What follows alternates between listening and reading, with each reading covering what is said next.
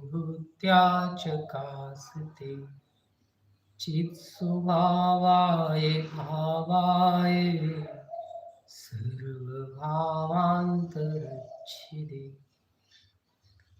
वन्दितु सर्वसिद्धे ध्रुवमचलमणो अमं गदिं पत्ते गोच्छामि समय पाहुड नमोऽस्तुत केवली हनिदम्।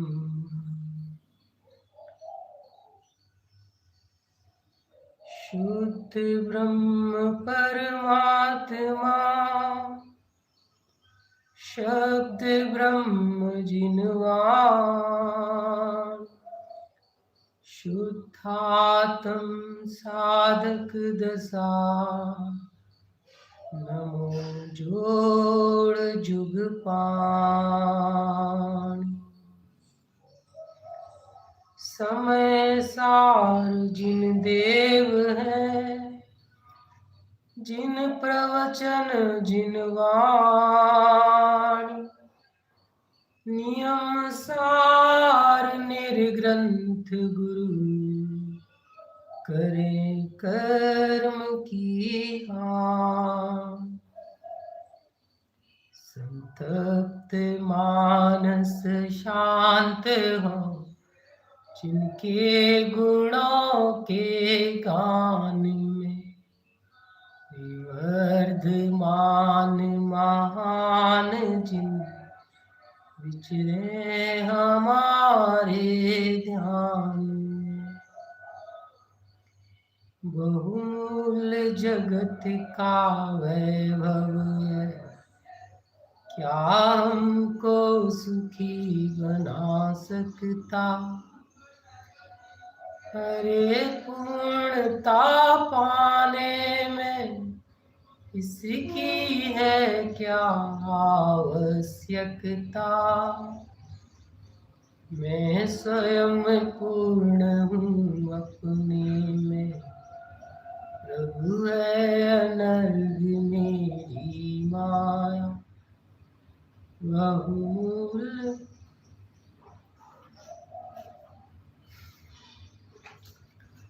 आज एक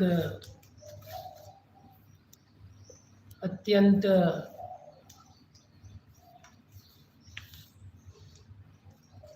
कष्टदायी दिवस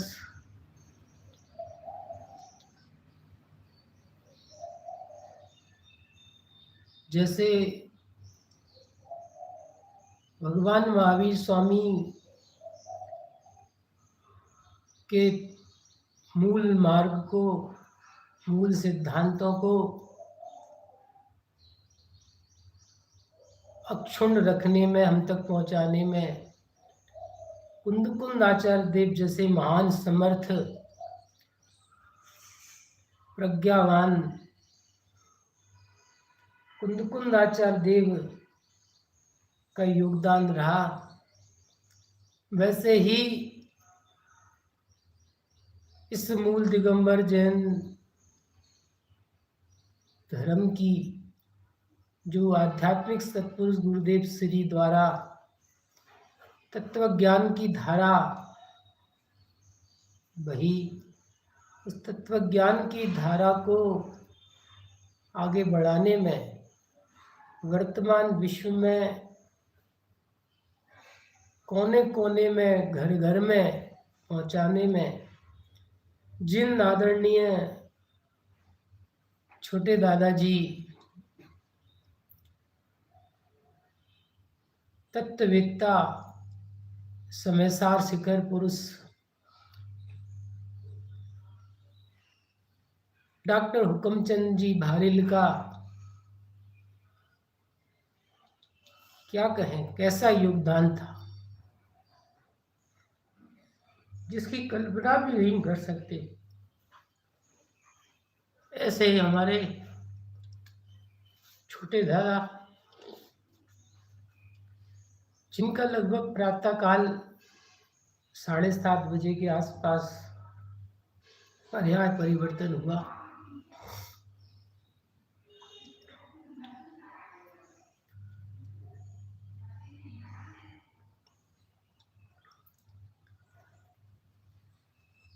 आज आर्जव का दीक्षांत प्रसंग था। अनूप जयपुर में है। जैसे ये घटना घटी तुरंत फोन आया। मंदिर के लिए जाने तैयार हो रहे थे। आज दशलक्षण महापर्व का प्रथम दिवस है। अजितनाथ भगवान का मोक्ष कल्याण का भी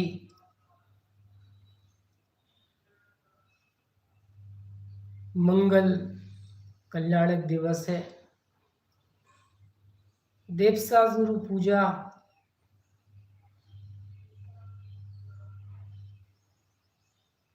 के लिए पुस्तक उठाई, लेकिन पूजा नहीं कर पाए। आज जो दादा का उपकार है, इसको क्या कहें। गुरुदेव श्री द्वारा जो निर्दोष तत्व ज्ञान, मूल भगवान का मार्ग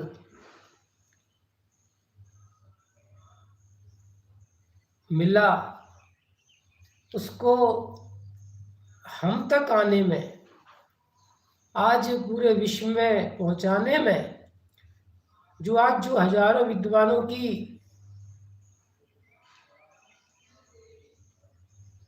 इतनी बड़ी परंपरा तैयार हुई,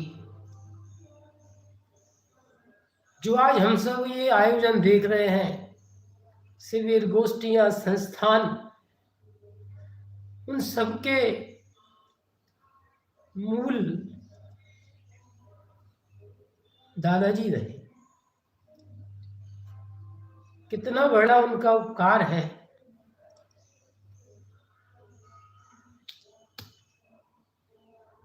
पूजा नहीं कर पाए आज। जो हृदय भरा हुआ है, जो इस देह को जन्म देने वाले भले ही माता पिता कहे जाए, मुझे विश्वास है कि उनके भी इस प्रसंग पर ऐसे परिणाम नहीं होंगे जो उस खबर को सुनते से ही हैं। कितना बड़ा उपकार जो उनके निमित्त से हम पर हुआ है। साक्षात मुझे उनसे जो प्रत्यक्ष या अप्रत्यक्ष में लाभ मिला, जिसकी कोई भी कीमत हम चुका नहीं सकते। याद आ रहा है वह समय जब लगभग 30 वर्ष पूर्व स्वाध्याय की रुचि लगी। तब वीतराग विज्ञान पत्रिका आती थी। समय सारजी ग्रंथ के उन्होंने प्रवचन प्रारंभ किए, लेखमाला प्रारंभ की। कैसे एक एक बात उनकी लेखनी से सरलता से निकलती थी।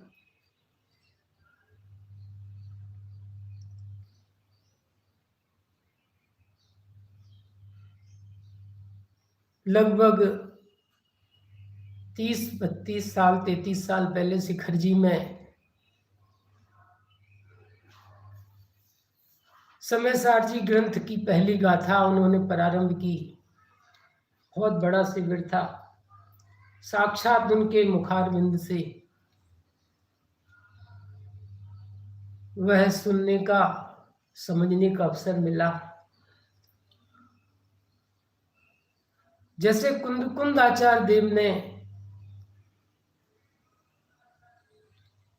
यह समय सार आदि ग्रंथों को रचकर भगवान महावीर स्वामी की इस निर्दोष तत्वज्ञान की परंपरा को, मूल मार्ग को आगे बढ़ाया, वैसे ही वर्तमान में कहें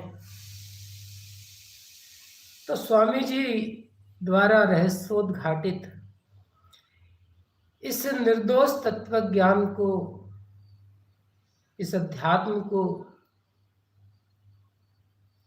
इस शुद्धात्मा की समयसार की मूल चर्चा को किसी ने यदि निर्दोष रीति से आत्मसात करके आगे बढ़ाया,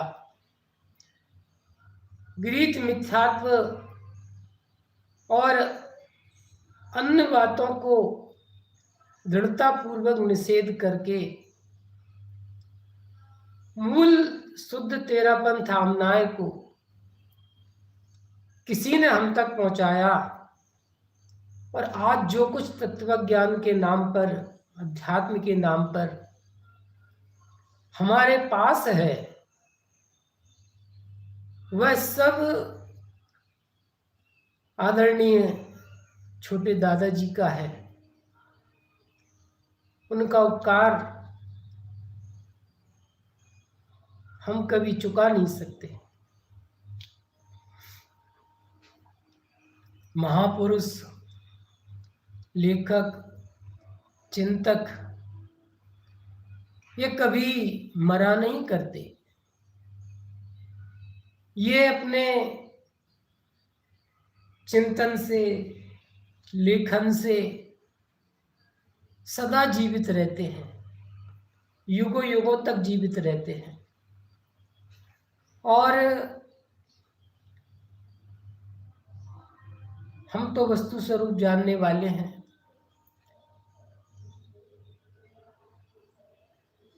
आत्मा शाश्वत तत्व है, अविनाशी तत्व है। वह आत्मा मरा नहीं है, सिर्फ पर्याय बदली है।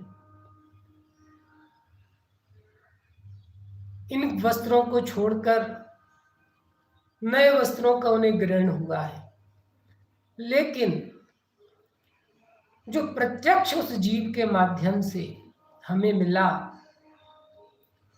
जैसे वृक्ष की छाया मात्र से ही उसके निकट आने वाले को सहज ही शीतलता की प्राप्ति हो जाती है, ऐसे ही जो महापुरुष होते हैं, ज्ञानी होते हैं, विद्वान चिंतक होते हैं, उनके निकट रहने मात्र से सहज हमें तत्व का बोध होता है, उनकी सम्यक शीतलता का लाभ मिलता है। अभी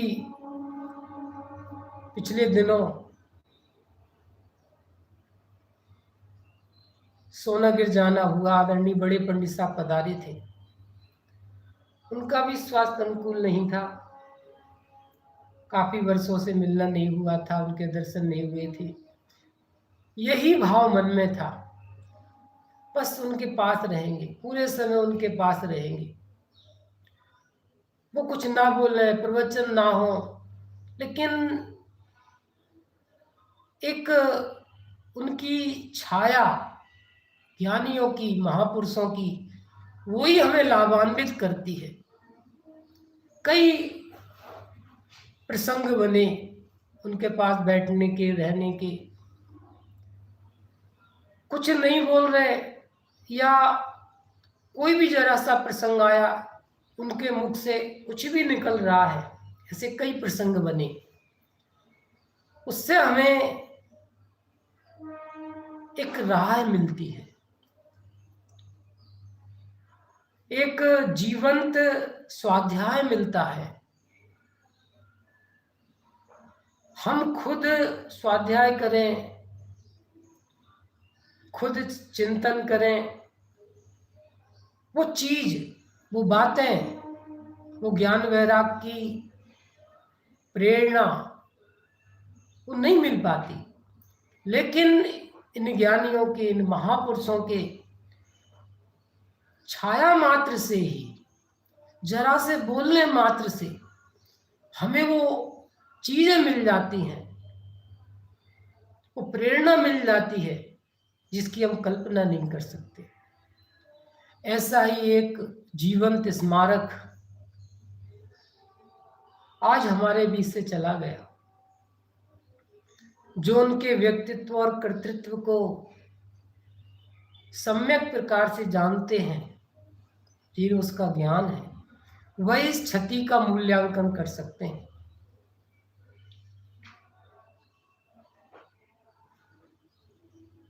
88 वर्ष की अवस्था में उनका देह परिवर्तन हुआ। छोटी सी अवस्था से ही साधनों के अभाव में, जब हर तरह के साधनों का अभाव था, उस समय में कैसे वो लौकिक शिक्षा को प्राप्त करके फिर धार्मिक शिक्षा को प्राप्त करके अत्यंत निर्धन अवस्था में कई जगह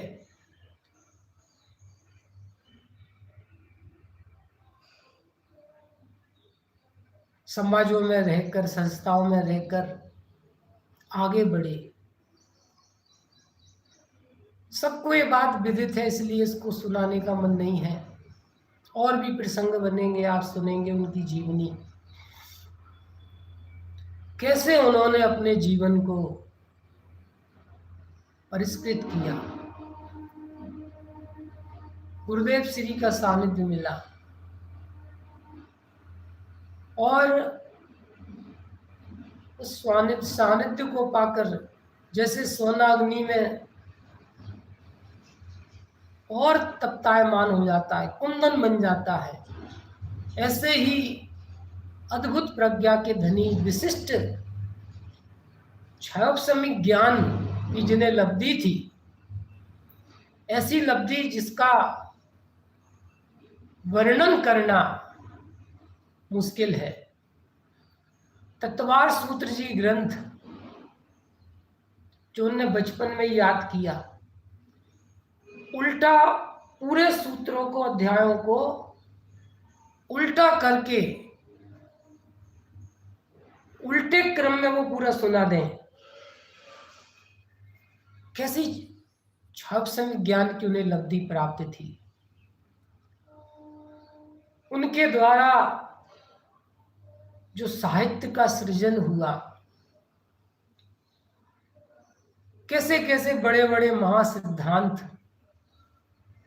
कितनी सरलता से उनके प्रवचनों में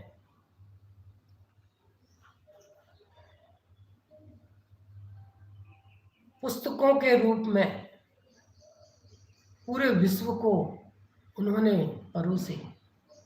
कैसी सरल शैली, हृदयग्राही शैली, हम सबको इस बात का अनुभव है। गुरुदेव श्री का जो तत्व ज्ञान, भगवान महावीर स्वामी का सत्य दिगंबर जैन शासन आज यदि हमें मिला है, लाखों करोड़ों लोगों को पूरे विश्व में आज पहुंच रहा है, इसकी कल्पना नहीं कर सकते। इसके पीछे यदि आज कोई इसके मूल में है तो वो एक नाम है, सिर्फ एक नाम, डॉक्टर हुकुमचंद भारिल। इसका विश्लेषण तो आपने पहले भी सुना होगा और आगामी दिनों में, मुख्यतः 1-2-3 दिनों में ये आप और विस्तार से जानेंगे क्या उनका योगदान रहा।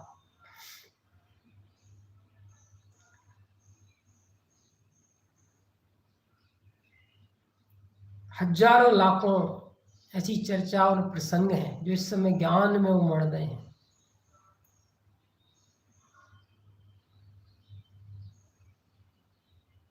अभी वकील साहब ने लिख के भेजा, ये जो सबसे बड़ा काम स्मारक के बाद हुआ, बालबोध पाठमालाओं का, वितराग विज्ञान का, तत्व ज्ञान का, जो उन्होंने ये व्यवस्थित चीजें लिखी, चारों अनुयोग के पाठ लिखे, सारी विधाओं के पाठ लिखे, ये पाठ्यक्रम बनाए, ये पाठशालाओं को पूरे विश्व में स्थापित किया।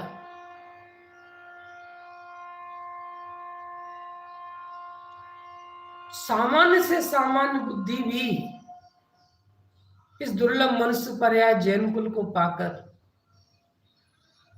इस सत्य मार्ग को, इस धर्म को, इस तत्व ज्ञान को, चारों अनुयोग को जान ले, सीख ले, पढ़ ले, समझ ले। उसके लिए जो रचनाएं की, न सिर्फ रचनाएं की, बल्कि जो प्रशिक्षण शिविर लगते हैं, जो आगामी ग्वालियर में है भी इस वर्ष का, उन शिविरों के माध्यम से प्रथम, शायद दूसरा शिविर विदिशा में लगा, चौथा पांचवा लगा। इन शिविरों में कैसे उन्होंने वो पाठ्यक्रम लिखा, वो पढ़ाने की पूरी, जैसे बीएड डीएड की डिग्री दी जाती है, वो कैसे उस विधि को डेवलप किया, इन पाठशालाओं को पढ़ाने वाले शिक्षकों को तैयार किया लाखों की संख्या में। एक हजारों वर्षों की इस दिगंबर परंपरा में एक अद्भुत ठोस काम, व्यवस्थित काम करने वाले यदि कोई एक व्यक्तित्व थे, तो डॉक्टर साहब थे।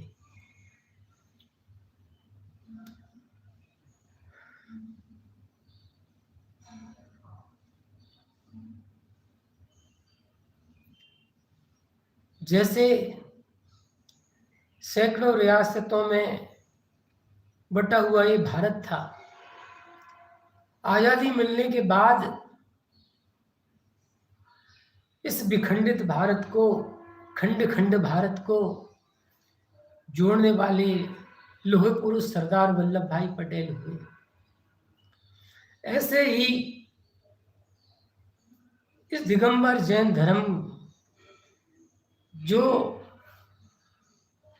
कई चीजों में खंडित था, कई भाषा, जहां हर चीजों का अभाव था, वर्तमान में जो संचार के साधन, यातायात के साधन हम देख रहे हैं, पहले क्या था? कुछ नहीं था उनके समय में।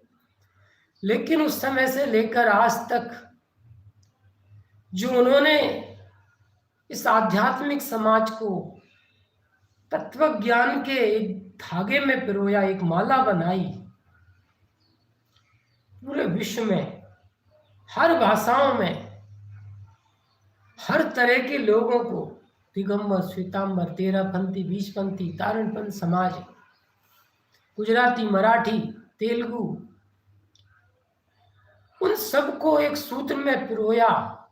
गुरुदेव श्री की जो आध्यात्मिक क्रांति हुई, उसको एक मजबूत माला में किसी ने पिरोया, तो वो डॉक्टर साहब थे।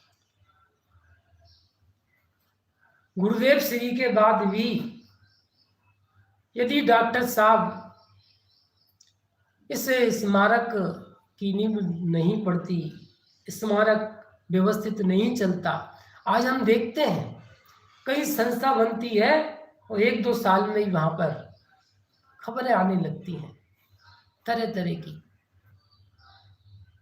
लेकिन उस लोहे पुरुष जैसे सरदार वल्लभ भाई पटेल ने जो काम किया था, वैसा ही काम इस तत्व ज्ञान के लिए, इस मूल मार्ग के लिए डॉक्टर साहब ने किया।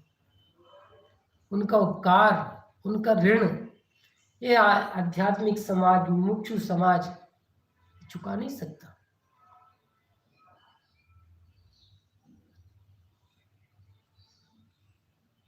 आज जो स्वाध्याय की परंपरा, आज सैकड़ों विद्वान, पाठशालाएं, शिविर, प्रवचन, गोष्ठी, ये हम सब घर बैठे ये चीजें सुन रहे हैं। सारे विद्वान जो हमें पढ़ा रहे हैं, कोई हो, उन सबको तैयार करने वाले वो जयपुर में जो पाषाण के भगवान बनते हैं और चैतन्य भगवान बनाने वाले, उनकी बात बताने वाले, उनको गढ़ने वाले छोटे दादा थे। आज ये भगवान महावीर स्वामी के मूल ग्रंथ और उस परंपरा में लिखे गए सैकड़ों तरह के ग्रंथ छोटी छोटी पुस्तकों के रूप में उपलब्ध हैं। ये पूजन की पुस्तकें, स्तुति की पुस्तकें, पाठों की पुस्तकें जो उपलब्ध है आज घर घर में है, तो इसमें बहुत बड़ा योगदान छोटे दादा का है। व्यवस्थित रूप से साहित्य का सृजन, साहित्य का निर्माण, उसको देश विदेश में घर घर तक पहुंचाना, उनकी सोच, उनकी दूरदृष्टि, ये छोटे दादा की देन है। ललितपुर के बारे में कहा जाता है कि एक पत्थर को उछालो तो जिस घर पर गिरेगा वो एक जैन का घर होगा, ऐसा ललितपुर के बारे में कहा जाता है। इतने जैन वहां पर है, इतनी बड़ी जैन समाज है। ऐसे ही आज आप किसी भी घर में चले जाए जैन के, कहीं भी चले जाएं, आपको कोई लेखक की, कोई चिंतक की, कोई आचार्य का लिखा ग्रंथ मिले चाहे ना मिले, लेकिन ये गारंटी है कि डॉक्टर हुकुमचंद वारिल के द्वारा रचित कोई ना कोई पुस्तक आपको अवश्य उस जैन घर में मिल जाएगी। इस बात को बताने का बहुत बड़ा उद्देश्य है। क्या उद्देश्य है कि जो दादा ने साहित्य का सृजन किया, इसको आगे बढ़ाया, छपाया, प्रचारित प्रसारित किया, उस साहित्य से न सिर्फ मुमुक्षु समाज को राह मिली, उस स्वाध्याय से जुड़ा, उसके जीवन में चारों अनुयोग में भगवान का मार्ग ख्याल में आया, बल्कि जो अपर पक्ष है वह अपर पक्ष में भी स्वाध्याय, चिंतन, मंथन, जो प्रवचन की धाराएं चल रही हैं, आज शिविर चल रहे हैं, जो तत्व ज्ञान फैल रहा है, चारों अनुयोग के बारे में समीचीन ज्ञान का प्रचार प्रसार हो रहा है महावर्तियों तक में, उसका बहुत बड़ा योगदान, वो आधार छोटे दादाजी हैं। क्योंकि उनके द्वारा रचित साहित्य, पत्रिकाएं, जो आज एक एक मंदिर में, एक एक घर के कोने कोने में पहुंच गई, वो सब पढ़ते हैं। वो खुलेआम पढ़े या बंद कमरों में पढ़े, सब पढ़ते हैं। उनके चिंतन से, उनके स्पष्ट तत्व ज्ञान के निरूपण से, चारों अनुयोग के बारे में उनका जो विशद ज्ञान है, स्पष्ट ज्ञान है, सरल शैली में बताया ज्ञान है, उसके माध्यम से न सिर्फ मुमुक्षु समाज बल्कि सारा अपर समाज भी, जैन नहीं अजैन भी, हजारों की संख्या में अजैन भी, कई तो अजैन शास्त्री बन गए, विद्वान बन गए, पंडित बन गए।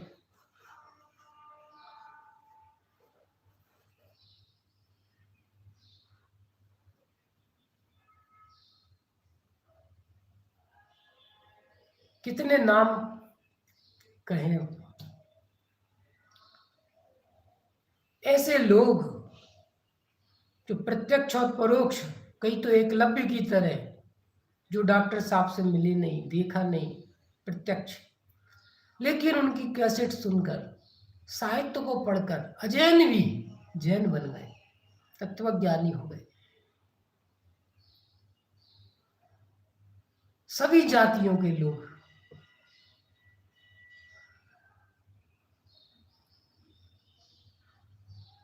ऐसे इस निर्दोष मार्ग को, तत्व ज्ञान को घर घर में, घट घट में पहुंचाने वाले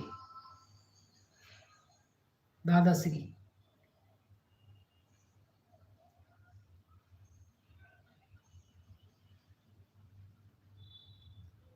उनका जो छायासमिक ज्ञान था, उसके माध्यम से जो साहित्य का सृजन हुआ,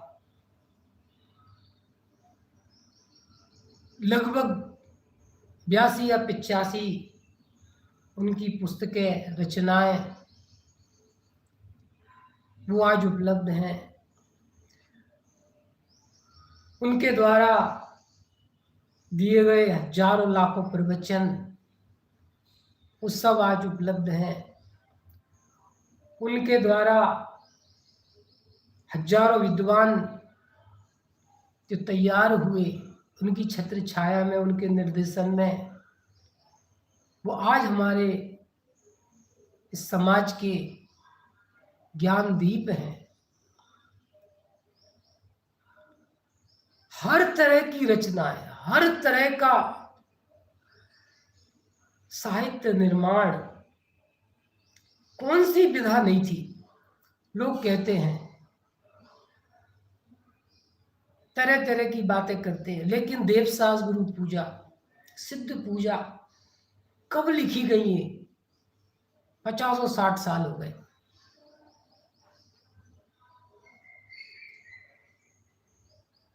कौन सा ऐसा विषय है, कौन सा ऐसा क्षेत्र है जिससे समाज को दिशा ना मिलती हो, चाहे वो अध्यात्म का हो, चाहे आगम का हो, चाहे धार्मिक जीवन का हो, चाहे लौकिक जीवन का हो। हर तरह का उपकार छोटे दादाजी का है। हर तरह की प्रेरणा। आज उनका परिवार देखो, अपने बच्चों के नाम रखे, परमात्म प्रकाश, अध्यात्म प्रकाश, शुद्धात्म प्रभा। कैसे नाम, कल्पना करो, शुद्धात्म प्रभा। कैसे उनके जीवन में, रग रग में, एक एक श्वास और प्रश्वास में यह अध्यात्म समाया हुआ था।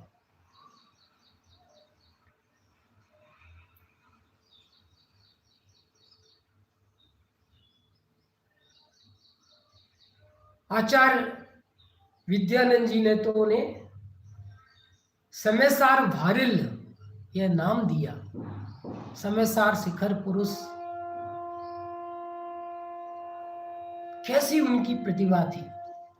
गुरुदेव श्री के तो हजारों प्रवचनों में कैसी उनकी महिमा परक बातें आती थी।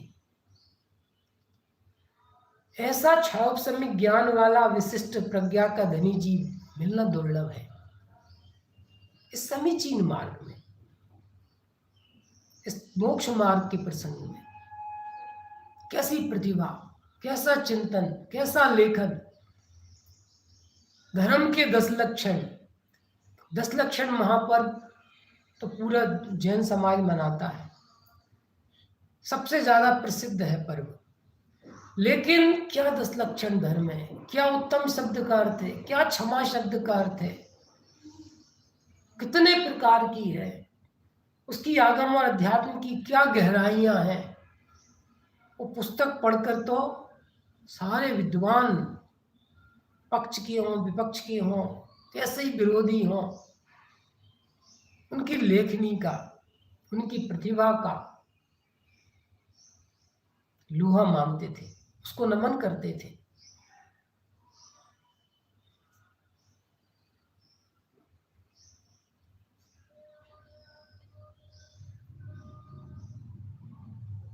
क्या कहें, प्रत्यक्ष महापुरुषों का वियोग, उनकी छत्र छाया का चले जाना,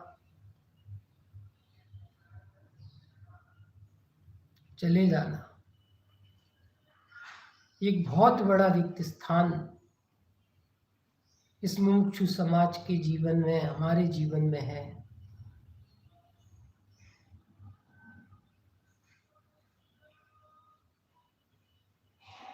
आज के इस वैराग्य प्रसंग पर हम सब न सिर्फ उनके उपकार को स्मरण करें, बल्कि प्रेरणा लें कि हम इन समय सार आदि ग्रंथों से नियमित स्वाध्याय करके उन जैसी परिणति, उन जैसी ही निशंकता, निर्भरता अपनी परिणति में लाएंगे। हम आज दिन भर उनके प्रवचनों को, उनकी रचनाओं को पढ़ेंगे, सुनेंगे। आज हम सब मुमुक्षु समाज अपने प्रतिष्ठानों को बंद करके उनके स्मरण को याद करेंगे। हम सब आज सायकाल अपने अपने मंदिरों में उनके स्मरण में स्मरण सभाएं रखेंगे, जिससे कि नई पीढ़ी को, नए लोगों को उनके व्यक्तित्व और कृतित्व का जो ज्ञान नहीं है, जो उनके उपकार का बोध नहीं है, उनका उपकार पता चले और यह जीव इस निमित्त से, इस अमरता के मार्ग से जुड़े, सच्चे देव सास गुरु से जुड़े, अध्यात्म से जुड़े।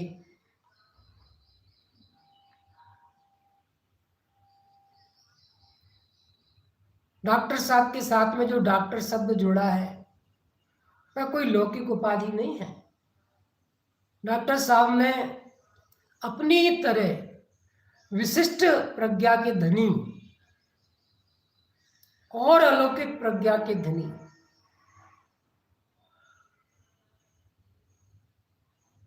पंडितों के पंडित, महापंडित आचार्य कल पंडित टोडरमल जी साहब पर, उनके व्यक्तित्व और कृतित्व पर जो शोध प्रबंध किया, पीएचडी का कार्य किया, उस पीएचडी कार्य को करने के कारण उनके साथ में ये डॉक्टर उपाधि लगी।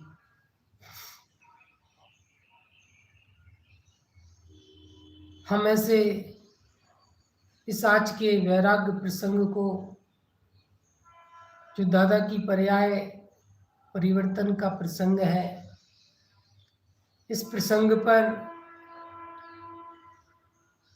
उन्होंने जो तत्व ज्ञान हमें दिया, चारों अनुयोग में जिनवाणी दी, बालबोध से लेकर समय सार तक का तत्वार्थ मणि प्रदीप टीका तत्वार्थ सूत्र की, ये सारी रचनाएं जो हमें दी आगम अध्यात्म की, हम पढ़ रहे हैं आज के दिन। हम अपने स्वाध्याय को क्रमिक, नियमित और निर्णयात्मक रूप से करेंगे और उनके द्वारा जो उनका पूरा जीवन एकमात्र तत्व ज्ञान को समर्पित रहा, निर्दोष परंपरा को बचाए रखने में, बनाए रखने में समर्पित रखा। याद आ रही है एक दृश्य आंखों के सामने झूल रहा है, देवलाली का, लगभग 12-14 वर्ष पुरानी घटना होगी। कैसे वो मुमुक्षु समाज में व्याप्त कोई भी ऐसा प्रसंग हो जो निर्दोष दिगंबर रामनाय या परंपरा को अनुकूल ना हो, वह उसमें भी सम्मिलित नहीं होते थे, वो दूर हट जाते थे। ये बहुत बड़ी बात है। जयपुर का लव होना, एक लोहे पुरुष की तरह दिगंबर शुद्ध रामनाय को, गुरुदेव श्री के तत्व ज्ञान को, उनके मूल अभिप्राय को जीवंत रखकर आगे बढ़ाना बहुत बड़ी उपलब्धि है।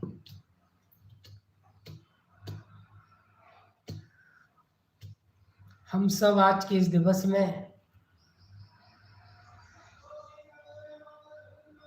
अपने लिए प्रण करें, क्योंकि उनके तत्व ज्ञान से उनका तो अवश्य ही अल्पकाल में अविनाशी निर्वाण पद प्राप्त उनको होगा। हम भी ऐसी भावना भाते हैं कि वह शीघ्र ही ध्रुवचल अनुपम तत्व के आश्रय से, पूर्ण आश्रय से ध्रुवचल अनुपम मुक्त अवस्था की प्राप्ति करे। लेकिन उनके द्वारा प्रदत्त ये जो साहित्य है, जो प्रवचन है, जो परंपरा है, उसका हम लाभ लेकर एक दादा का ये बहुत सटीक, जो वो दीक्षांत भाषण में या प्रशिक्षण शिविर के दीक्षांत भाषण में अंतिम उद्बोधन देते थे, क्या कहें, कितनी बातें हैं। बहुत मार्मिक बात है। एक अंतिम बात कहेंगे, वो एक एग्जाम्पल देते थे, प्राय आपने सुना है, हम भी कई बार देते हैं। हमें पाषाण की नहर नहीं बनना, पत्थर की नहर नहीं बनना, हमें मिट्टी की नहर बनना है। क्या अंतर है दोनों में? पाषाण की नहर में और मिट्टी की नहर में क्या अंतर है? क्या अंतर है? पाषाण की नहर, उसमें जो पानी आता है वो पूरा वैसा का वैसा आगे बहा देती है, आगे चला जाता है वो पानी, वो स्वयं नहीं पीती। लेकिन जो मिट्टी की नहर होती है, कच्ची नहर होती है, जब उसमें पानी आता है तो पहले वो स्वयं उस पानी को पीती है, उसको एब्जॉर्ब करती है, स्वयं पहले अपना पेट भरती है और फिर उस पानी को आगे बढ़ाती है। ऐसे ही हम सब सबसे पहले इस तत्व ज्ञान को, इस जिनवाणी को पढ़ें, सुने, समझें, निर्णय करें और अपनी परिणति में सम्यक दर्शन ज्ञान चारित्राणी मोक्ष मार्ग प्रकट करें। हम अपनी प्यास बुझाएं, अपना ज्ञान मोहराग देश दूर करें, हम ऐसी मिट्टी की नहर बने। तो आज के दिवस में हम इसका प्रण लें। और एक और अंतिम बात, जैसे उनका पूरा परिवार, उनने अपने सारे परिवार को तत्व ज्ञान से जोड़ा। देखो आप सब लोग कैसे शिविरों में, गोष्ठियों में, प्रवचन में जुड़े हैं।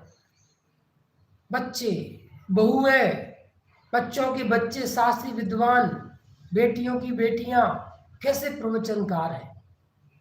पूरा परिवार तत्व ज्ञान में समर्पित है, इस जिन शासन के लिए समर्पित है। ऐसे ही हम भी अपने परिवार को, बच्चों को इस जन्म मरण को मिटाने वाली इस विद्या में, इस तत्व ज्ञान में जोड़े। उनके परिवार से प्रेरणा लें, उनसे प्रेरणा लें कि हम अपने परिवार को इस तत्व ज्ञान से जोड़ेंगे, इस अध्यात्म से जोड़ेंगे, स्वाध्याय से जोड़ेंगे। बातें तो बहुत है, समय की सीमा है। हम सब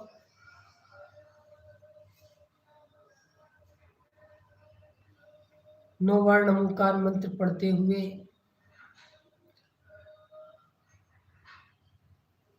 दादाजी के उस स्मरण को उपकार करते हुए और यह मंगल भावना भाते हुए कि वह शीघ्र ही शाश्वत सिद्ध पद को प्राप्त करें, आज के इस वक्तव्य से विराम लेते हैं। सभी लोग नौ वर्ण ओंकार मंत्र पढ़ेंगे।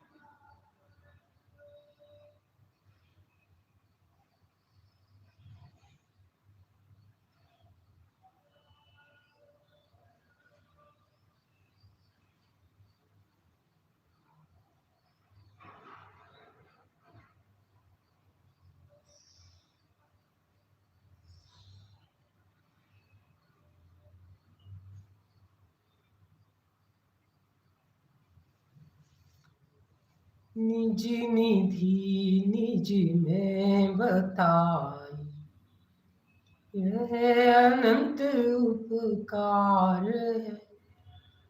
इसके लिए देव शास्त्र गुरु को वंदना शतवार है, वंदना शतवार है।